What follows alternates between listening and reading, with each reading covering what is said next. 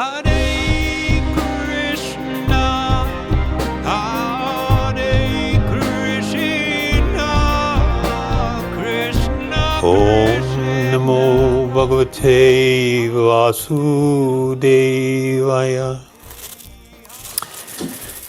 Haribol. So a continuation with our ongoing series on wisdom from the Bhagavad Gita. And the topic I was handed is living in an ashram or temple more spiritual?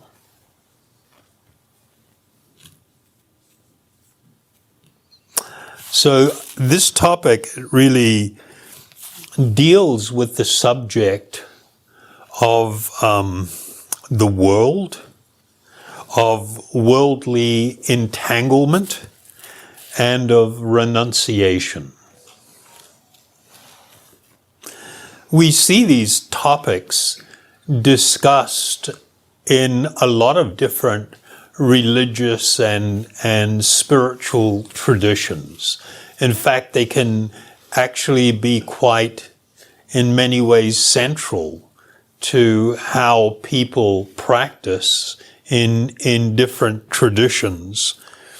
And we see evidence of the, at least in the past, the importance of some of these traditions in that within all of them you see different orders of renunciates or priests or nuns or monks or what's called sannyasis. And so they really do feature. And often people are sort of like influenced by this idea that the world is perhaps evil or bad somehow.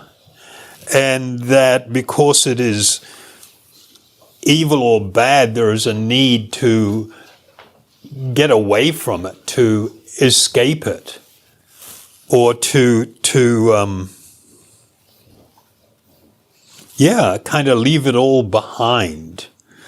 And this is quite often, if not promoted, in some places it's even demanded. And of course, what it does for the average person is leave them feeling like, wow, but I don't know if I'm ready to do something like that. So then where does that leave me? How am I going to manage in my life to become more spiritually oriented? This idea was actually really quite strong within Christianity for a long time. And I'm just mentioning that because it is something that people in the Western world are probably more familiar with. Although sort of like in the last few decades, like the last 30 or 40 years, that's sort of like, or even up to 50 years, but 40 years, it's sort of like fallen out of fashion. There have been new types of ideas promoted. They have what they call prosperity theology. Anybody heard that term? Probably not. But it's something that's become quite familiar. There was a belief, at least amongst certain groups of people that said they were Christians, that if I am somehow favored by God, then I'm going to get all the goodies. In this world, I'll become healthy, and lots of money will pour in, and I'll have lots of facility to enjoy. And the reason I'll be able to do it is because it's all God's blessing. And this is something that's really desirable. And so by my faith in that and my proclamations and And it was often tied into the idea of tithing or donating money every week. And if I do that, it's going to come back many, many fold. So it's kind of like a little bit of a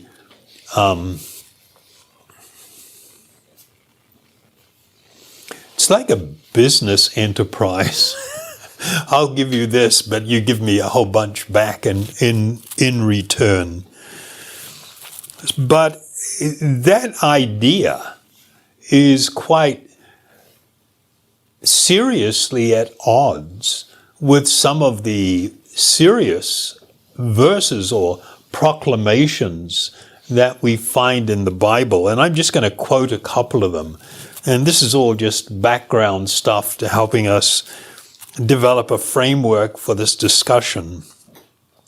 So there's one verse in Mark chapter 10 that states, "It is easier for a camel to go through the eye of a needle than for a rich man to enter into the kingdom of God." And of course, nobody wants to say that anymore. That's kind of like, let's move that one on into the closet and close the door on that one, because that's not what we want. And it's sort of like, wow, but then it sort of like makes people a little bit fearful, you know, where do I find a balance? How should I be living? In another verse, it says, "No man can serve two masters, for either he will hate the one and love the other, or else he will hold to one and despise the other. You cannot serve God and mammon." And mammon means this world and things of this world.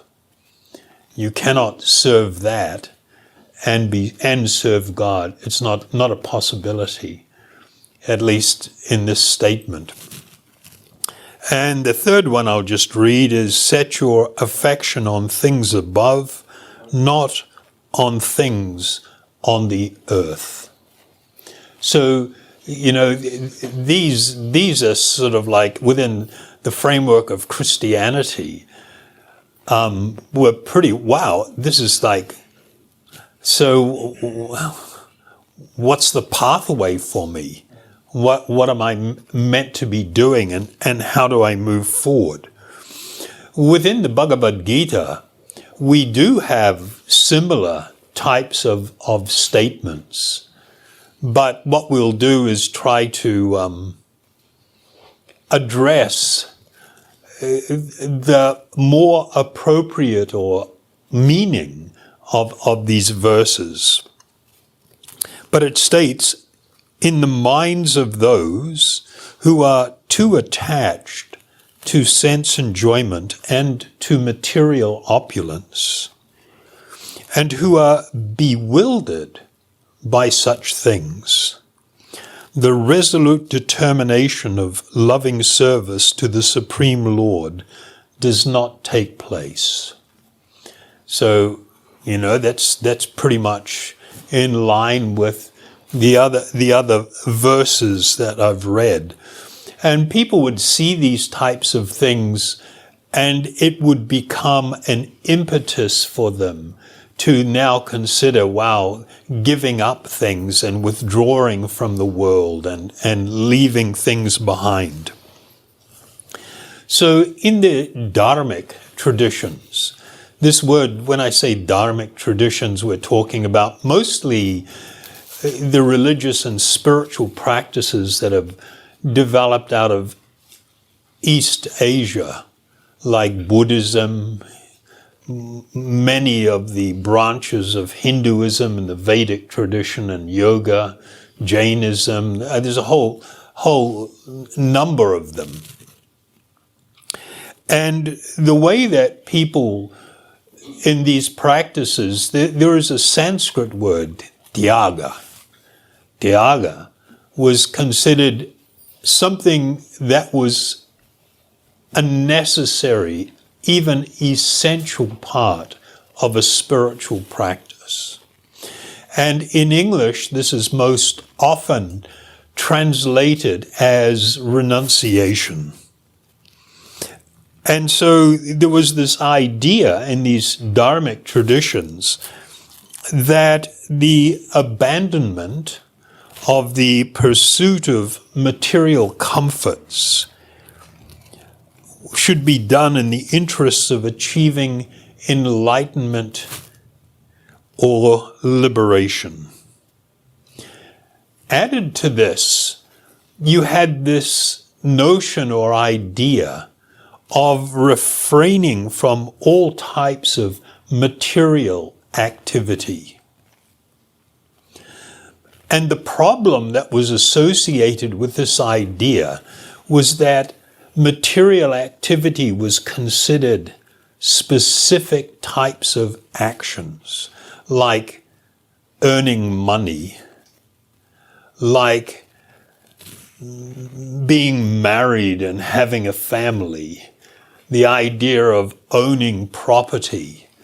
A lot of these sorts of ideas were considered detrimental for becoming spiritually enlightened. And so you have to give them up. Somehow or other, at some point, you've got to get rid of everything.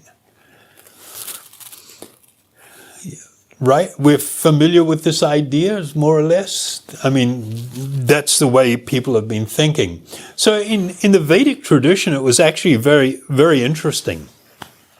They divided a person's life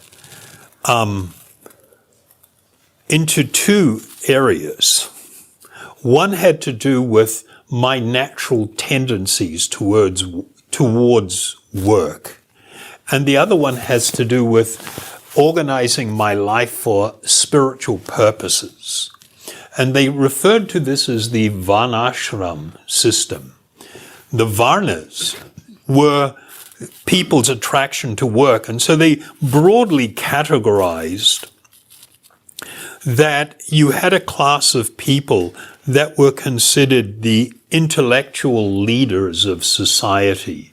And this included, of course, educators. It included a priestly class, people that were, guiding society, not politically, but in terms of spiritual direction. They were called the Brahmins.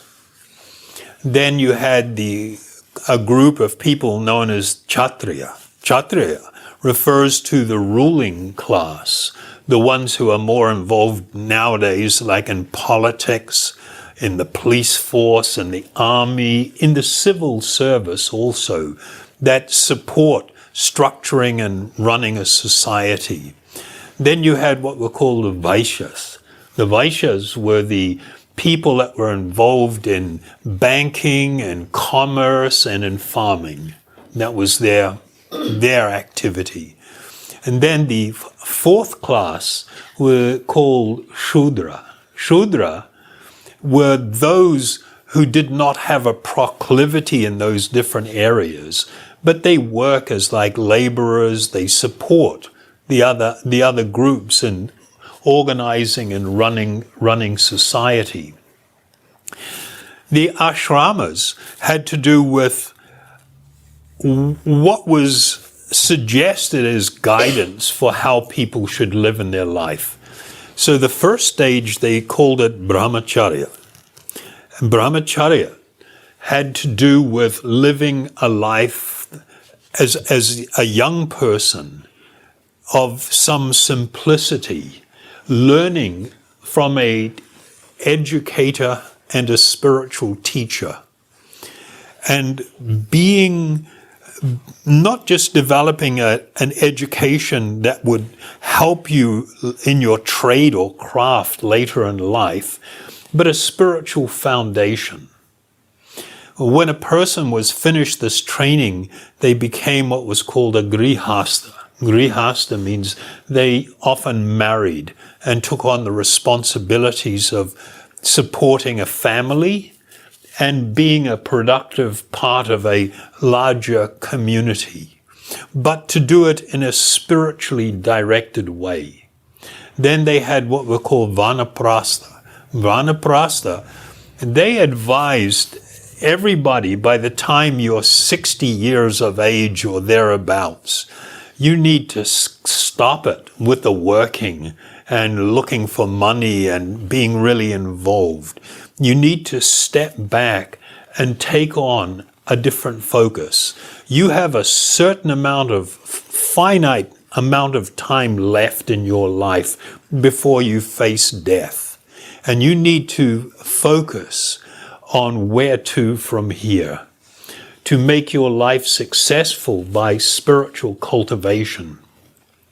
And while they would not be involved in family affairs from the point of view of running and controlling families, they would act as the guides within families.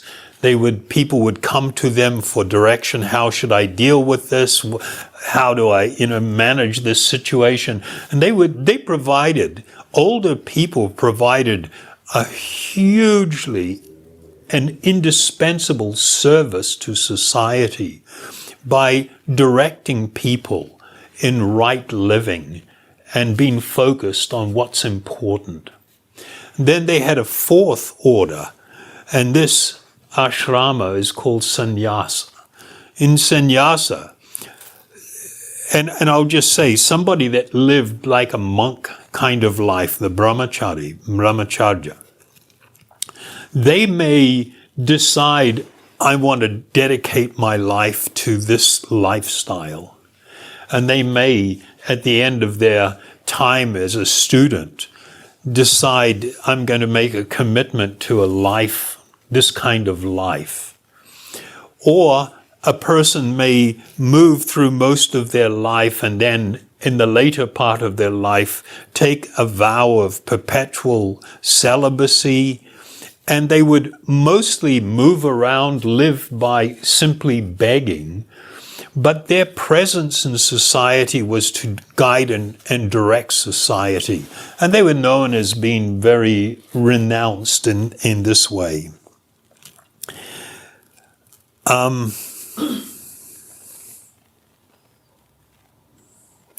So when we think of, the question, is living in a ashram or a temple more spiritual? Well, we're confronted now with this. There is a need to go beyond that which is superficial. That simply externally adopting a way of living doesn't make you spiritually internally. It doesn't make you spiritual internally. So I have a couple of verses, and it doesn't make you genuinely renounced. So a couple of verses from the Bhagavad Gita, one from the 3rd chapter, the 4th verse, it says, "Not by merely abstaining from work can one achieve freedom from reactions or karmic reactions, nor by renunciation alone can one attain perfection." So that's just like, okay, wow, there's way more to it than the external things. Then there's another verse, a couple of verses on, where it says, "One who restrains the senses and the organs of action, but whose mind dwells on sense objects, certainly deludes himself and is a pretender." And that's just like, wow. So you can have somebody that's got all the gear on, they're looking like the holy person sitting on the big chair and maybe have lots and lots of followers. But what's the internal working? What is actually important to them? What is the desire? Are they internally the same as they look externally? And we're asked to consider this reality. And this is really, really important, because if you don't approach things intelligently like this, the possibility of being deceived or misled is very great. So the real problem is not really the idea of material things or dealing with the material world or material energy. I mean, the idea so far that we've discussed is many people think, okay, I'll withdraw, I'll run away to the mountains, I'll go join a monastery or an ashram, and then I can be really spiritual. And I'm going to say, no, that's not a smart idea. That is a massive lack of understanding. Yeah. So what if you're trying to avoid like a negative culture or family or something like that? Again? What if you're trying to sort of get away from like a negative sort of culture or family or Yeah. something like that? Okay. Sort of rewrite your brain or... We'll address that as we go forward. If I don't, remind me. I probably will. So the problem is not material energy or material relationships or money or any of these things. The material energy is neutral. It's neither good nor bad. It's nothing. It's just neutral. The problem is my consciousness, the way I am seeing things, the way I'm relating to people, the way I'm relating to this world. When I see myself at the center of everything, and we've discussed this before, this is a big problem where people are, the way we talk, it's all about me, my husband, my wife, my children, my parents, my friends, my community, whatever, mine. I see myself at the center of things. And all I think about most of the time is how I can build my little world where I will live happily ever after. I see myself as being the central enjoying agent, and I'm trying to construct something for my personal benefit. I am working, I'm endeavoring, I am praying, I am struggling to make this little kingdom with me at the center. This is the big problem. And in doing that, we begin to lay claim to the world. And this is an underlying problem when we consider what real renunciation means. If I understand that I do not and cannot own anything, how can I give anything up? It's not mine anyway. For me to renounce in this idea, I have to first possess, this is my phone, and now I'm going to renounce it and leave for the mountains. So I'm trapped in this idea of ownership of things, which I am now going to renounce. But that was not considered a very mature spiritual concept. I am a transient in this world. I come and spend some time, and then I leave. I arrive with nothing, and I take nothing with me. And if we lived with that appreciation, it would really alter our relationship with other people, with the world, in many ways. So there is one famous text is called it's one of the Upanishads, the Isa Upanishad. And it states in the first mantra, everything animate and inanimate that is within the universe is controlled and owned by the Lord. And one should therefore accept only those things necessary for himself, which are set aside as his quota. And one should not accept other things, knowing well to whom they belong. And if one embraced that principle in their life, it would unburden your heart and your mind in very significant ways.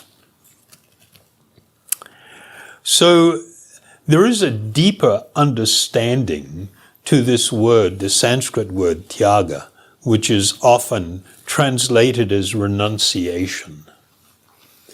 And it's closer to the English word dispassion. Anybody familiar with that word or not really? Dispassionate, it means, it's sort of characterized by a calmness and an impartiality. I'm not for it, I'm not against it. I'm not hunting for it, desiring it, nor am I hating it or despising it. I am just observing things as they are with some clarity. So what does that mean in relation to this idea of renunciation? So I'll read another verse or a couple of verses from the Bhagavad Gita. The Blessed Lord said that one who is unattached to the fruits of his work and who works as he is obliged is in the renounced order of life, or sannyas, and he is the true mystic, not he who lights no fire and performs no work. So this is just like, wow. I mean, actually the Bhagavad Gita, it's just like mind-blowing. You've got a warrior prince who is going to battle over a kingdom. His cousins who have usurped the kingdom seek to exploit it for their own enjoyment and to take advantage of all the citizens. And this prince was part of a family that was very spiritually motivated. And they were asked to fight for what is rightly theirs to administer, not for their own sake to try and enjoy, but as a duty and obligation to all of the people. And so in the beginning of Bhagavad Gita, Arjuna is going, I don't want to do this, I can't do this, this is nuts. This is fratricidal. I'm fighting with family members.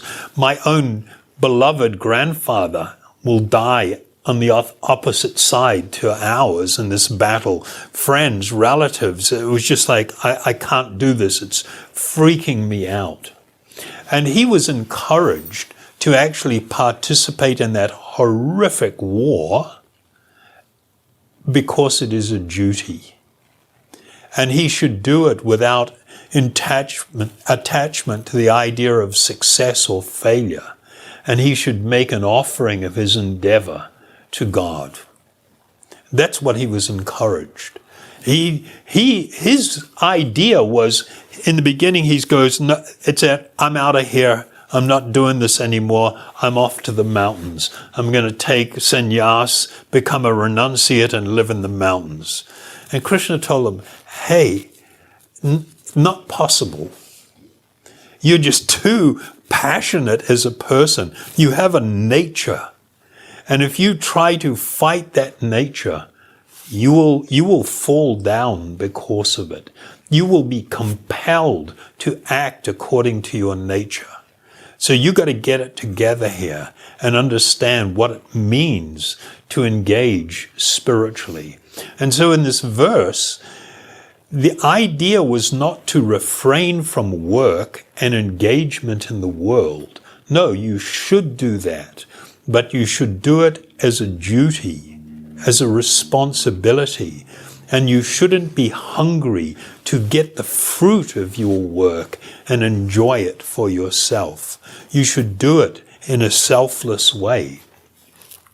And when you do that, you are a true renunciate. not a person that's run away from work and all kinds of religious or spiritual obligation and things. No, that's not a real renounced person.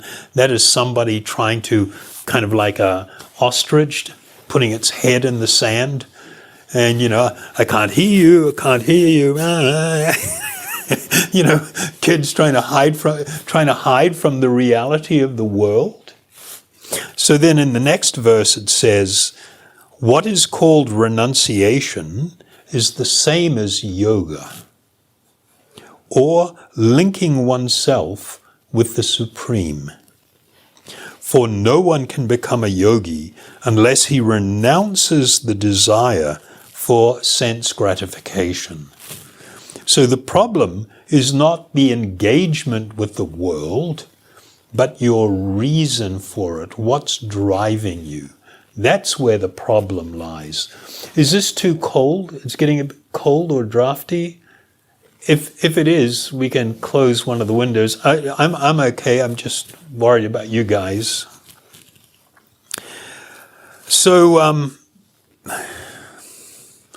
when we ask that question, is it more spiritual to live in an ashram or a temple? The simple answer is no. No, it's not.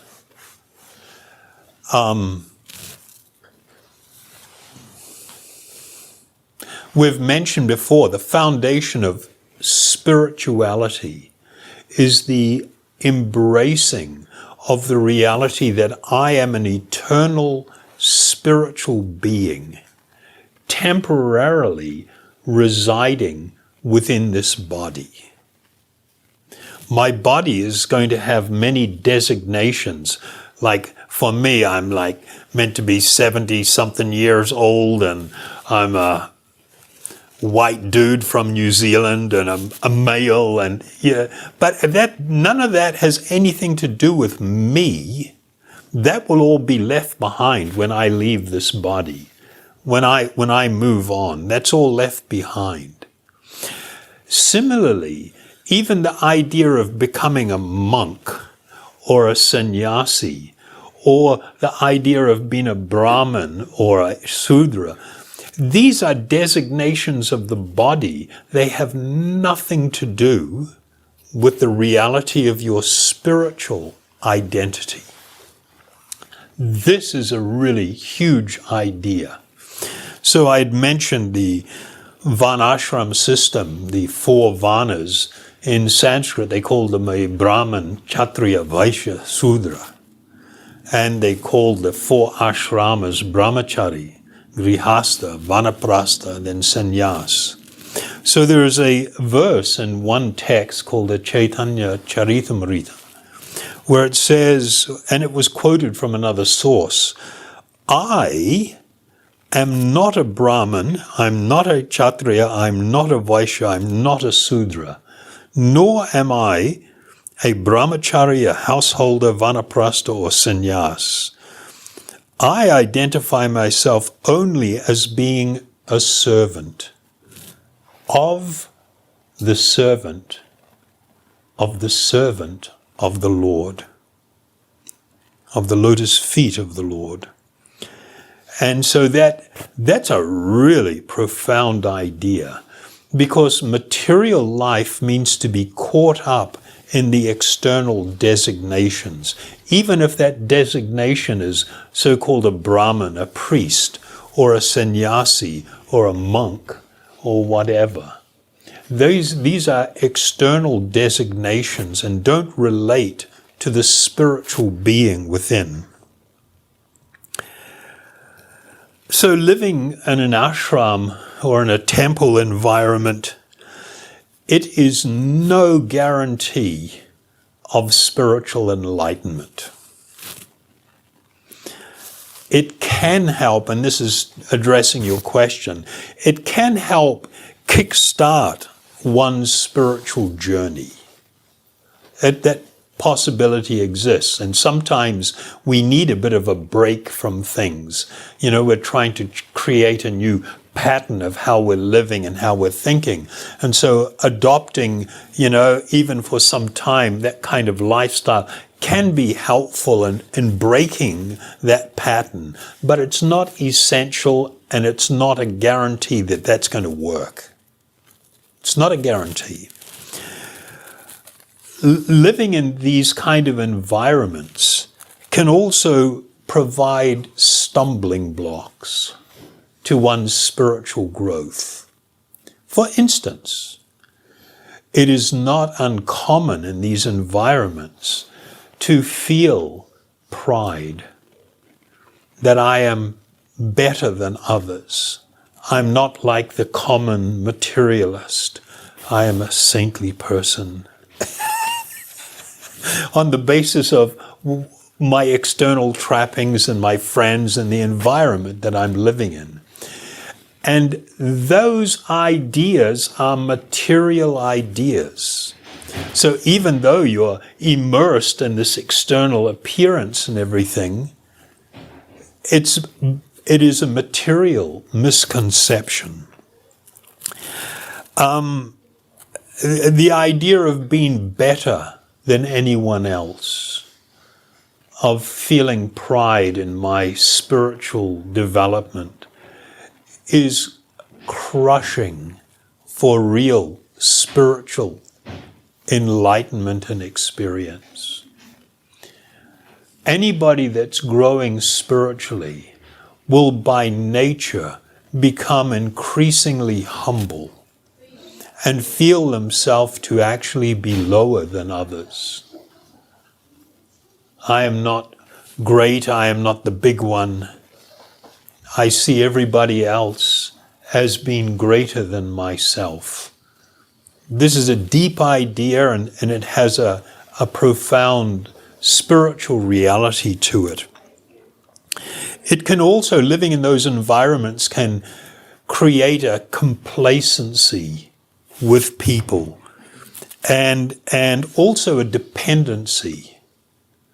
Meaning, when I'm in that environment, I feel like I'm safe and everything. And if I move outside that environment, I'm no longer safe. And so I'm seeing that environment as spiritual, and that's material, and I'm afraid of that. That condition is not a spiritual condition. This may be appropriate for people in the neophyte condition, in a starting condition. But if it continues, it becomes an impediment to real spiritual growth and realization. And in that kind of situation, a person can end up lacking firm determination in their spiritual practice because they feel all safe in this little cocoon and everything. And physically, if I move outside of it, I feel threatened and I feel challenged. And when that is happening, I am not being challenged to transform my consciousness and how I see the world and how I see others. So one must, the foundation for becoming more spiritual is a very simple principle. And in one verse from the Bhagavad Gita, Krishna says, "For one who sees me everywhere and sees everything in me, I am never lost, nor is he ever lost to me." This is what it means to be spiritual, where you can operate and move in the world, and everything is reminding you of God, of a higher spiritual reality. You are seeing everyone and everything through this lens. So even when you are connecting with people that see you as a relative or whatever, yeah, you have that relationship, but you have a higher perspective also, looking at things through a more spiritual lens.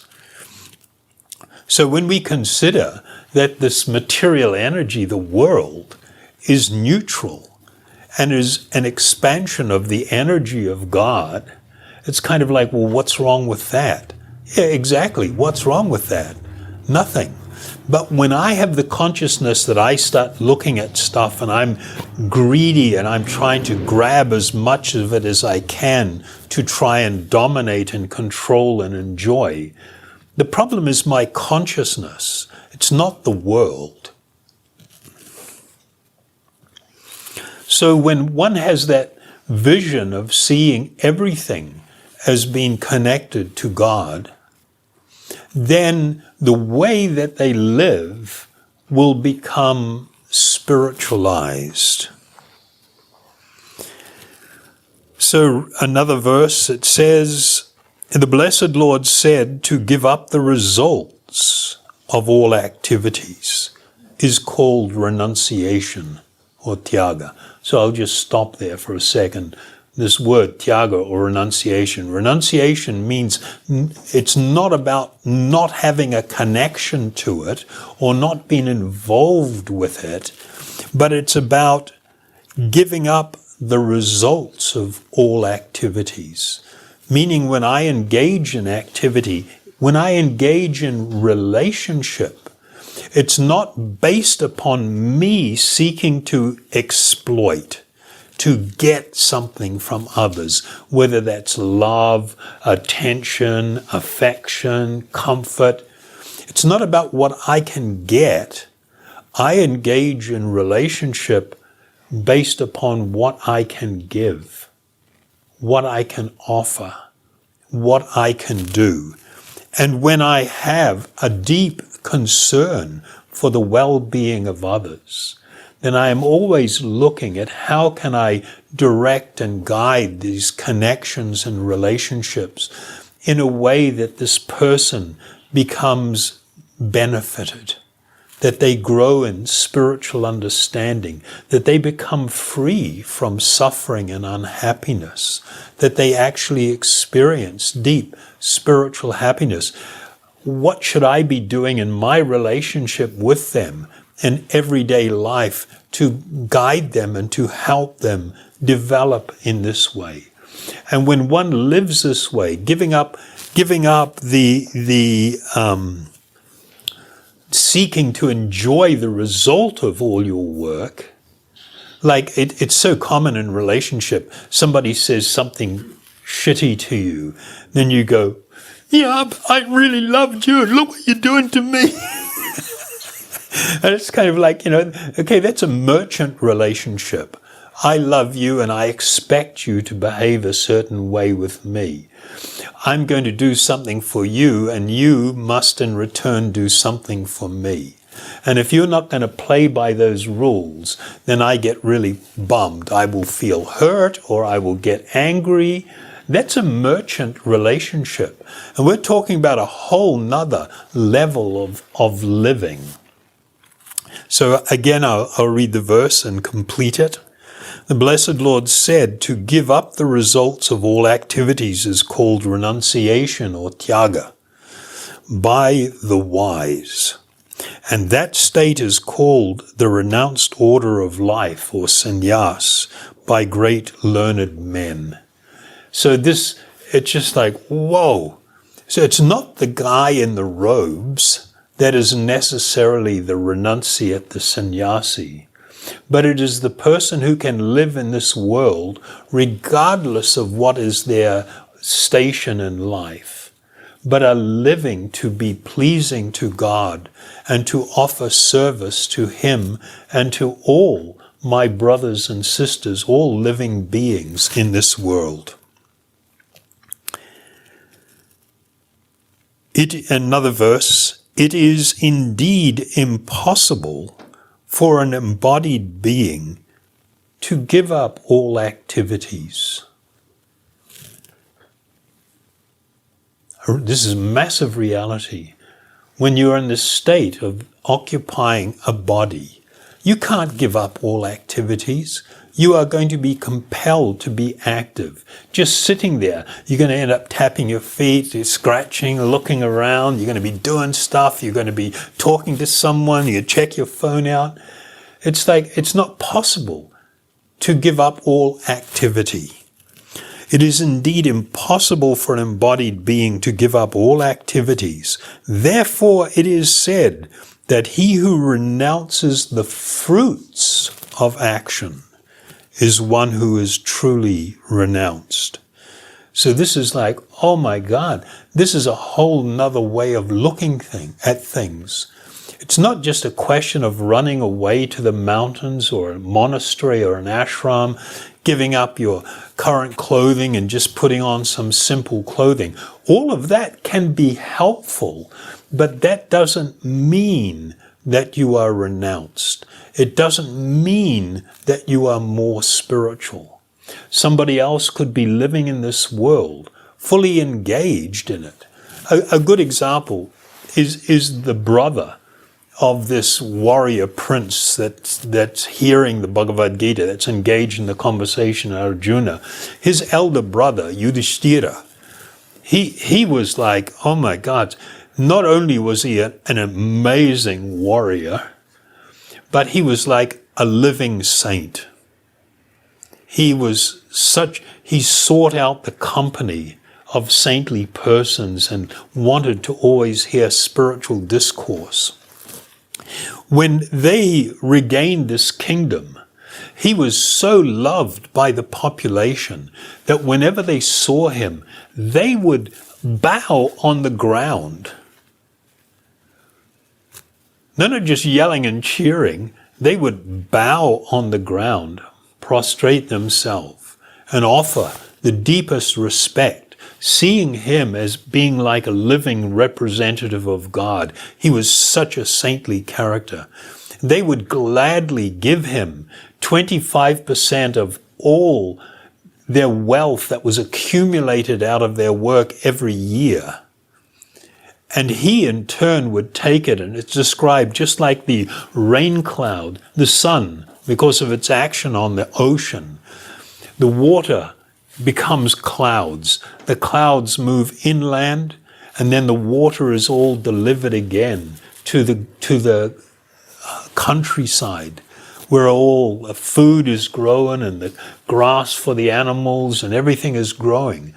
So it's said that the saintly kings, they call them Raja Rishi. Raja means king. Rishi is like a great sage. That they would live this way. And when they collected money from people, it wasn't to exploit them, but it was to engage them in their service and to build better communities. But because he had this high office, he lived in unimaginable luxury, like fabulous wealth. It's like unimaginable. After he had finished what he considered was his time as king, he simply rose up one night when everyone was sleeping, removed all his clothing, his jeweled rings and a jeweled belt they used to wear. In his underwear, Kopian, he walked out of the palace. And when the guards saw him, they all raised the alarm and everybody was freaking out because they knew what was coming.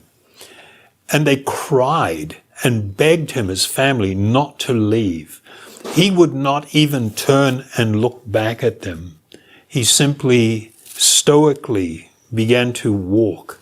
He stopped one time to bend down and pick up some torn cloth from the street to wrap around his body, and walked and went to live in the Himalayas, where he spent the last part of his life before departing consciously from this body. And it's like, how could he do that? How could he live in such luxury? And it more than a fan club, people worshipped him. How could he just walk away from that? Because he was living in that state of consciousness that I am an eternal spiritual being. Somehow or other I am in this position right now. I do not seek to exploit it or use it. I will utilize my breath, my thought, my speech, my activities in order to serve the Lord and to serve all others. So it's not like he suddenly renounced things. He was always renounced. He never laid claim to anything. He accepted things because it was appropriate for his position in life. So the message of the Bhagavad Gita it's very unambiguous in declaring what is real renunciation. And they declare that the highest form of renunciation is the process called bhakti yoga, loving devotional service to God, where one's thoughts, deeds, action are all intertwined as loving service to the Lord. That is the focus. So reading from a couple of verses, the wise, engaged in loving devotional service, take refuge in the Lord and free themselves from the cycle of birth and death by renouncing the fruits of action.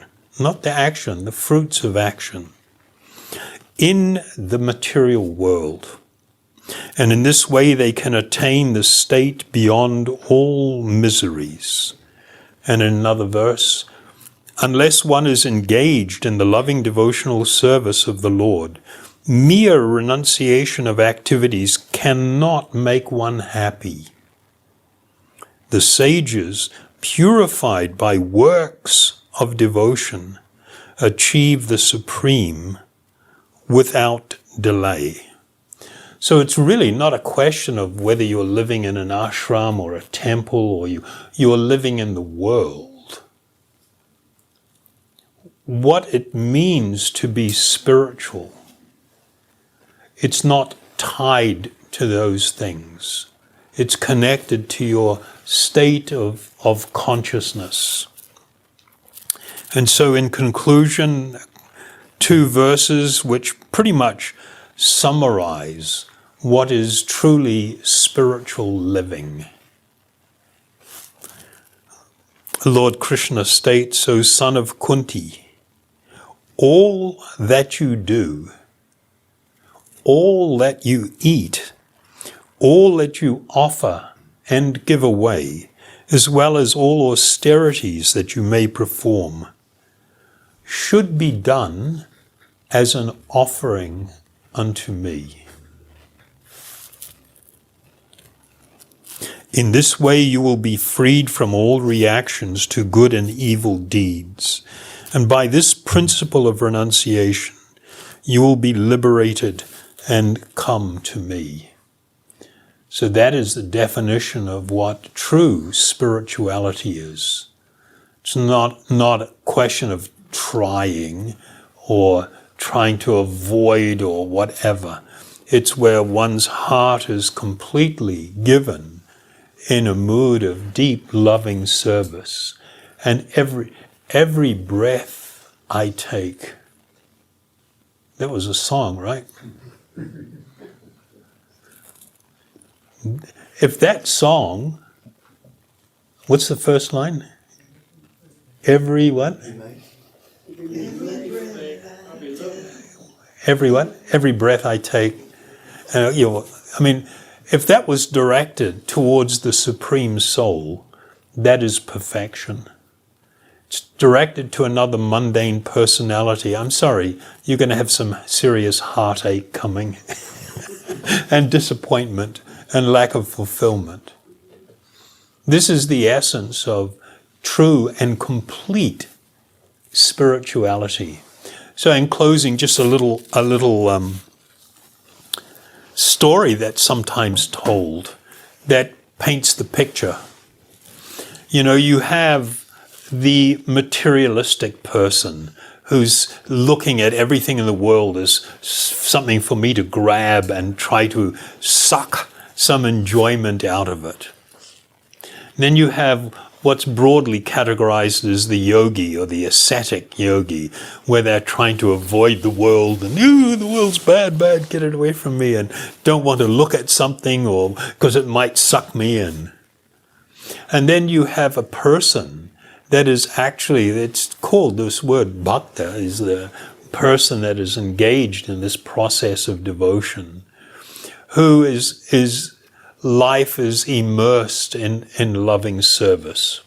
So there's like $50 on the ground, and you've got a materialist walking along, you know, and they see it, and it's like, whoa, yeah. And I grab it, and I immediately think of all the things that I can do with the money to have a good time. Let's blow out with the guys down the pub, or let's score some seriously good dope and find some people to, you know, smoke something with or whatever, you know, or I'm going to go and hang out at the adult entertainment or whatever. You know, you get the money and the immediate thought is, how can I exploit it? Then you've got the mystic yogi and the ascetic who sees it and goes, don't look at it, you know, if you touch it, it's going to suck you in, you know. And then you've got a person that has actually cultivated a true spiritual perception, and they see it and they go immediately, this is the energy of God, let me engage it in His service. That's the three ways that somebody can look at the world. The first two ways are opposite sides of the same coin. It's the same thing, just the opposite side of it. This one is completely different. Okay, was that good or what? I get a passing grade. No attachment to the outcome. No attachment to the outcome. Yeah, life goes on. So, of course, we know that the most important part of living a spiritual life and spirituality is the process of meditation. And that's what really brings the transformation. It purifies the heart and the mind. It lifts the fog. It brings clarity of understanding in how we see. And it gives us a little taste of this mood of deep love that is an essential part of what is real spiritual life. So when we chant these sacred sounds, these holy names, then we are directly exposed to the highest spiritual reality, and it's transformative. So we'll just chant a little bit, and then after it, if you've got some questions, we'll deal with it when we're having a little dinner. Okay?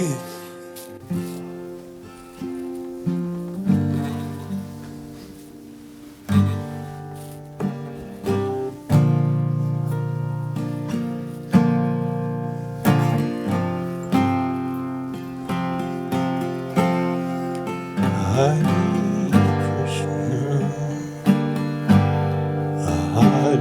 Krishna, Krishna Krishna, Hare Hare, Hare Rama, Hare Rama, Rama Rama, Hare Hare, Hare Krishna, Krishna, Krishna Krishna, Hare Hare, Hare Rama, Hare Rama, Rama Rama, Hare Hare, Hare Krishna, Hare Krishna, Krishna Krishna, Hare Hare, Hare Rama, Hare Rama, Rama Rama, Hare Hare, Hare Krishna, Hare Krishna, Krishna Krishna, Hare Hare, Hare Rama, Hare Rama,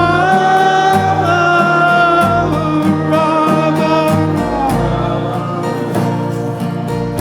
Hare Hare, Hare Krishna, Hare Krishna,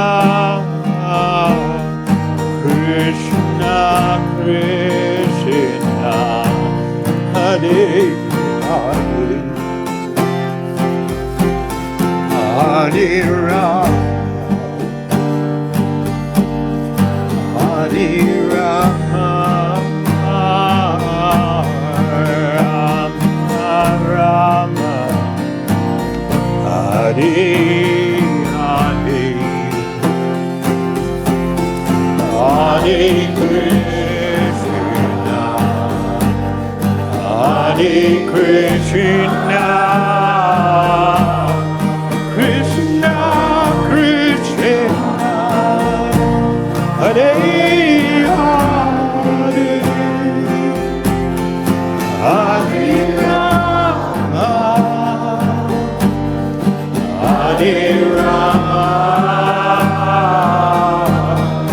Rama Rama, Hare Hare, Hare Krishna, Hare Krishna, Krishna Krishna, Hare Hare, Hare Rama, Hare Rama, Rama Rama, Hare Hare Krishna, Hare Krishna, Krishna Krishna, Hare Hare, Hare Rama, Hare Rama, Rama Rama, Hare Hare, Hare Krishna, Hare Krishna, Krishna Krishna, Hare Hare, Hare Rama, Hare Rama,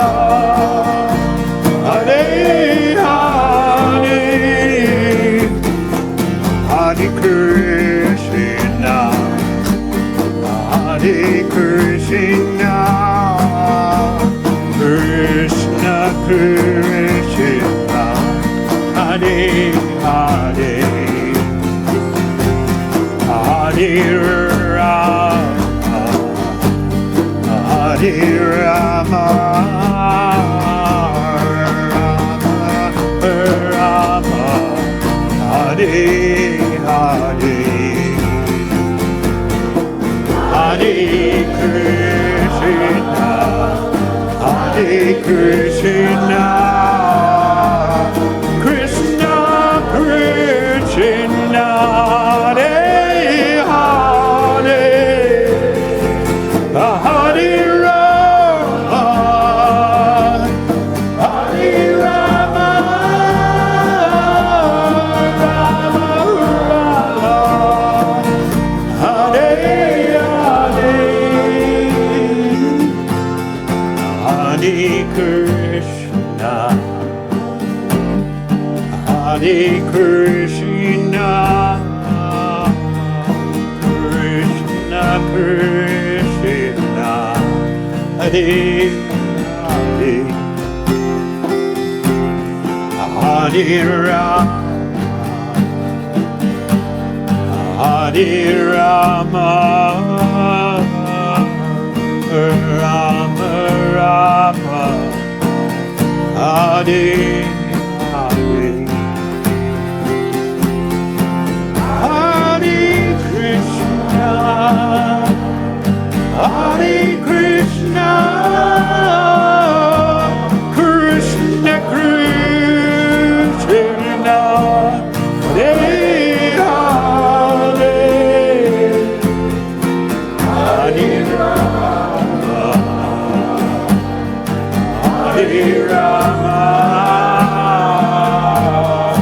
Rama Rama, Hare Hare. Together, Hare Krishna, Hare Krishna, Krishna Krishna, Hare Hare,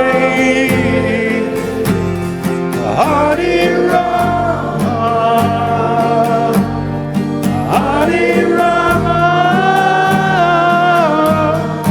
Rama Rama, Hare Hare. One more.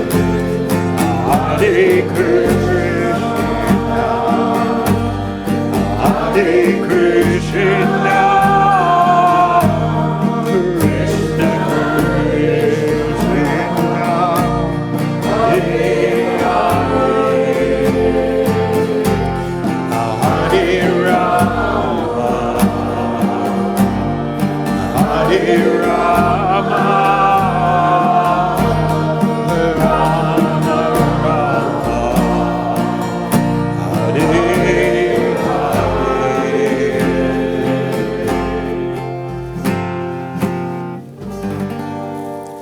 Krishna. Haribol. Thank you very much.